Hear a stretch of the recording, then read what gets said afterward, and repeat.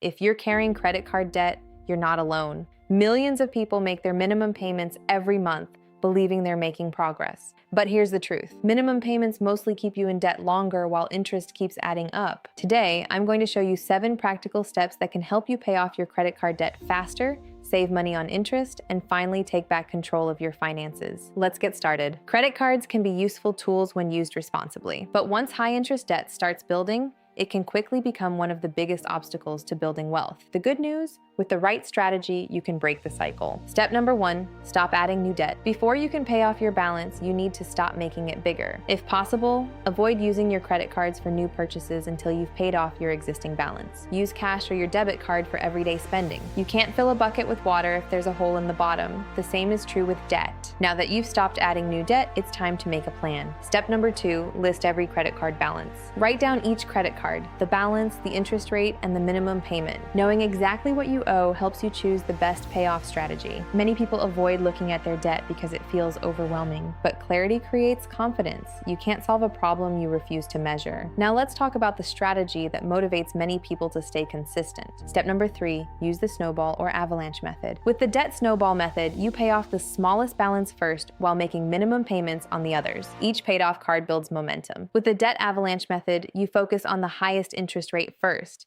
This usually saves the most money over time. Neither method is perfect for everyone. The best strategy is the one you'll actually stick with. But here's where many people miss a huge opportunity. Step number 4, pay more than the minimum. Minimum payments are designed to keep your account current. They're not designed to get you out of debt quickly. Even adding an extra $50 or $100 each month can significantly reduce the amount of interest you pay and shorten your payoff timeline. Every extra dollar goes toward reducing your principal balance faster. Now here's a mistake that quietly keeps people trapped. Step number 5, cut one expense and redirect it. You don't need to eliminate everything you enjoy. Just find one expense you can temporarily reduce. Maybe it's eating out less, canceling unused subscriptions, or delaying a major purchase. Take every dollar you save and immediately apply it to your credit card balance. Small sacrifices today can create much bigger financial freedom tomorrow. Here's another powerful strategy. Step number 6. Put windfalls toward your debt. Tax refunds, work bonuses, cash gifts, side hustle income. Instead of spending unexpected money,